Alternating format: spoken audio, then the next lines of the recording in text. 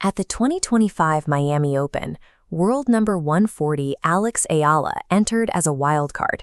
In the third round, she faced Madison Keys, a player who had won major titles and sat at number 5 in the world rankings. Eala defeated her in dominant straight sets. 2 rounds later, the upset became a pattern. She faced off against world number 2 Iga Swiatek. Eala defeated the 5-time Grand Slam champion 6-2, 7-5, taking down one of the most dominant players of the modern era. This is Eala. She is the first Filipino player to reach these heights in the WTA, the elite professional tour.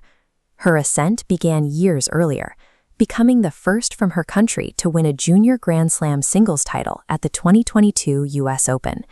These victories alter the trajectory for athletes from non-traditional tennis nations.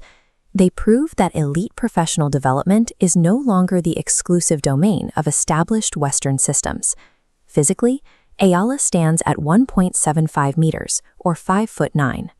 In a modern tour increasingly dominated by towering athletes who use their height to create massive downward force, she is at a natural disadvantage. This chart shows Eala's service statistics compared to the tour average.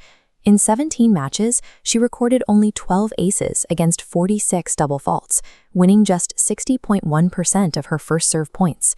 These metrics represent a significant gap between Eala and her top 30 peers. Biomechanical assessments of her motion show that her power stops at her shoulder. She lacks a synchronized leg drive, the explosive ground push-off used by elite servers. Her delivery is almost entirely produced by her arm.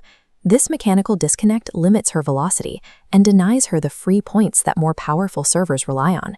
If she is consistently playing from a defensive position on her own serve, how is she systematically dismantling the best players in the world?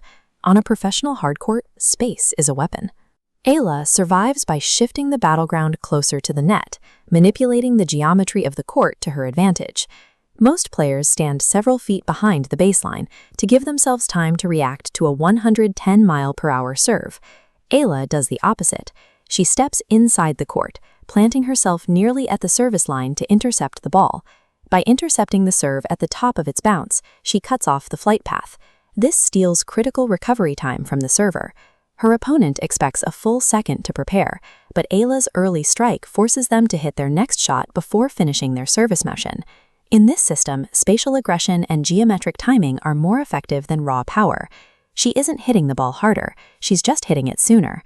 Once she has neutralized the serve, Eala relies on her pamate na forehand, or killer forehand, to dictate the rally.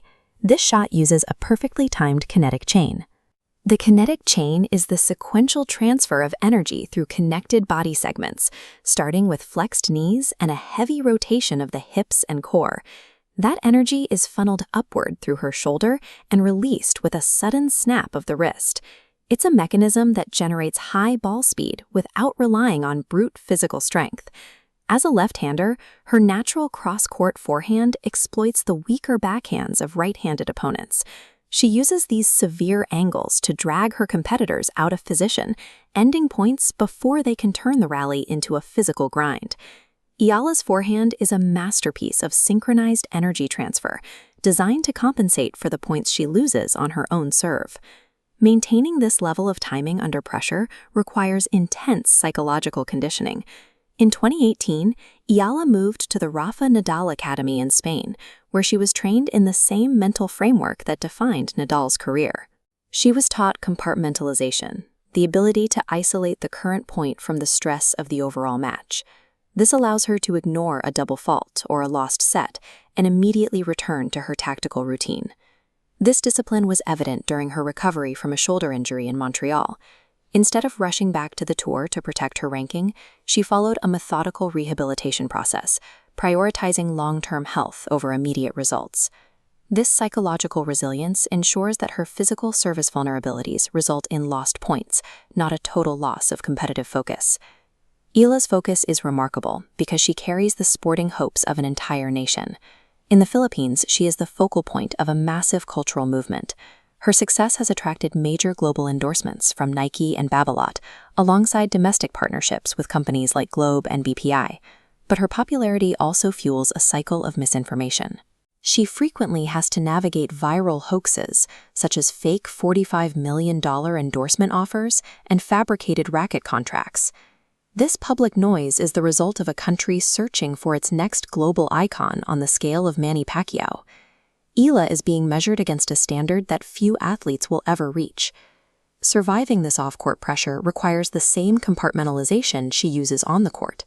She has to block out the national expectations to focus on the ball in front of her. By March 2026, her methodology produced undeniable results. Eala reached a new career-high ranking of world number 29. She has moved past the initial wildcard phase of her career. Her consistent performance across the professional tour has established her as a permanent, seeded contender in the world's biggest tournaments. Her trajectory is defined by 3 specific pillars: strategic professional pacing, elite biomechanical timing, and a high-stakes mental framework. Eala demonstrates that generational talent can be developed anywhere.